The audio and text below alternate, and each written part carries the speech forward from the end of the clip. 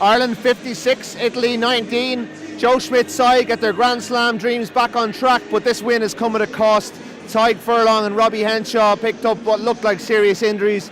A bit of worry over Jack Conan and Ian Henderson as well. Dave Kelly, a good win for Ireland against a poor Italian team, but I think we're going to be talking about injuries a little bit more than we probably would have hoped. Yeah, this contest, there was no contest. It wasn't a sporting contest at all, and there would be questions about Italy's place in this championship. So the bonus point was never in doubt today. But funny enough, the championship, there's a cloud over the championship now in terms of the injuries to probably, I would say, the only player in the world who is in our team who's the best player in the world in his position, Tadhg Furlong, and Robbie Henshaw in the centre, who was today just developing a good partnership at Bundy Aki against a poor Italian team, but against the challenges to come against Wales and England especially. That was developing into a nice partnership. That's now broken, sadly. We don't know what's the story with Robbie, but it didn't look great. A dislocated shoulder, busted up for a few weeks, I would think, and he was looking forward to going down to Athlone next week and seeing all his buddies at the training camp. So that's cast a cloud over this, as well as a poor second half from a bench of supposed finishers which didn't really finish. A few greenhorns there, but they coughed up 19 points, 28-19 second half. Points difference could come into this championship, which would be a shame and would further cast a cloud over Italy's participation in it. We hope that's not the case. They did make up 7 points compared to England's win last week, which is one thing. But yeah, a lot of frowns despite a 56-19 tonking, which is, leaves a few of the fans a bit in two minds on the way out. I mean, their glass will still be probably 3/4 full, but mixed feelings, I think. There's a lot to like about Ireland's performance. I thought they attacked from the start. They were probably more accurate in their attack against a much more passive defence. Italy were coming off a 6-day turnaround, and they are Italy. They're mostly made up of players from Zebre and Treviso, and anyone who follows the Pro 14 knows that they're not the highest calibre player. And a full-strength Ireland team, I think, was always going to run in a big score today. But there was a lot to like, I thought, about the way Ireland approached the game. A lot of positivity about it. I think by the time the bench got on, the game was over, and it was hard for them to make any sort of impact. And if the standards dropped, they'll be disappointed about that. But when the game is over and there's not that much, when the starters are maybe starting to think about their own injury, their own fitness for the rest of the tournament, it's probably difficult to come on and affect the game like that. But I think, the two positions that Ireland could least afford to lose players, maybe outside of Sexton and Murray, and it was no surprise to see them come off at 51 minutes. Gary Ringrose is still a little bit away from fitness to come in at 13. Chris Farrell's probably next in line. Did well against Argentina, but I think it's probably a step down in quality from Robbie Henshaw. And then Tadhg Furlong, I thought Andrew Porter did really well when he came on after 5 minutes, but Andrew Porter is still learning the ropes in the tight head side. Wales have a really good tight five. You'd hope that Furlong might play a part in the tournament to come. It probably looked less serious than Henshaw's, although it's very hard to tell from up here. And then John Ryan's not going that well for Munster and struggled in Paris last weekend. So, I think the win was the win, and they'll take it, they'll move on. But Wales 2 weeks time, very different proposition.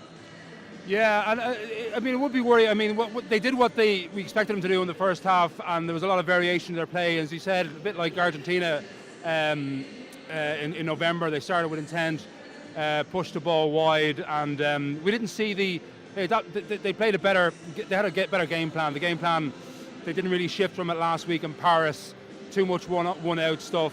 Didn't really change the point of contact. But again, we have to say it is only Italy, but they just showed more variation in terms of their interlinking. Some wonderful hands from the forwards, especially a lovely blindside close in down the 5-metre channel try with some lovely hands from Jack Conan.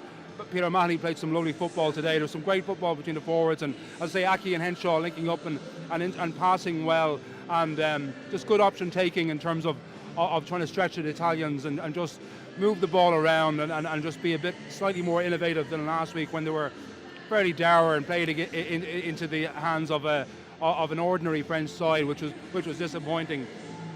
What's worrying from a Joe Schmidt team would be that the so-called finishers who have finished games off against the Italians pretty well in the last couple of seasons, they didn't finish well, and okay, a couple of them are very new into camp, but there is the sense that when they are brought into a Joe Schmidt championship side, that they are ready and that they are the finished product. And we found out today that that's probably not the case with a couple of them. So that's a bit of a worry. But there's a 2-week gap now to the Welsh game, which is also here, and they can iron out a few crinkles of that. But yeah, in terms of the attacking intent, that was there. But there are still a few worries. We didn't see it enough in the first half because Italy are a poor side. But and it seemed as if Ireland knew they could cope with a comfortable defence in terms of a narrow defence and not bother about the wide channels, which teams like Argentina in the World Cup exposed before and Scotland did last year. But I think better teams than Italy, which Wales and England and Scotland in attack for all their difficulties last week could have exploited that. So that I think is still possibly a lacking concern. We didn't see any evidence of it last week. The Teddy Tamok try was a bit different because it was off a poor kick chase. But a few worries there. Tactically, the second half kicked the ball too much, poor kicking, no kick chasing at all, and their exit strategy was poor in terms of handling coming out of their half, and that played into an Italian team who were just on a shot to nothing at that stage. So a lot to look at in terms of the infamous review, which bores us to death on a Monday. But there will be stuff to look at there, which is probably, I suppose, better than having no wrinkles to look at. Yeah, like Joe Schmidt is obviously forensic in his the way he looks at it. So he'll be very realistic about it. I don't think they'll be upset about. Obviously the result is very positive. The 8 tries, one less than last year, but that's fine. I think we're waiting for an 80-minute performance in terms of the attacking game plan. I think you're right, they lost the intensity, but I think it's hard against a team that that far inferior to you. When you know you've got Wales in 2 weeks' time, when you know 2 of your teammates have limped off, I can see the human reason why they might have taken the foot off the pedal a little bit. It won't please Schmidt, but at the end of the day, this was a bit of a hiding to nothing. They did what they had to do. They got the big score. It might have been bigger. They might have conceded less tries. They'll figure that out this week.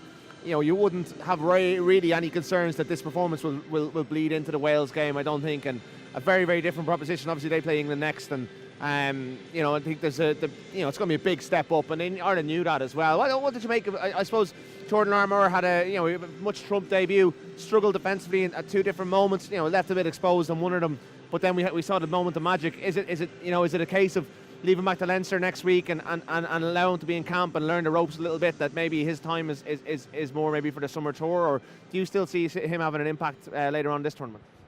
Again, I mean, you've got to cancel everything with the fact that it's Italy. I mean, the defensive lapses, a couple of defensive lapses which were pretty poor. But again, the game was in trash time. It was very open, and there were turnover tries going on and tap penalties. It was really poor stuff in terms of a contest. But he showed some wonderful stepping himself in attack and almost got in for a debut try. Jacob Stockdale again got his couple of tries, 6 and 6 now from him. He's a bit of a try machine, so that's good for his confidence. But I think, would you be going for Jordan Larmour in the white hot intensity of a Welsh game, and then further on down a game in Twickenham? I mean, Fergus McFadden played an hour for Leinster last night.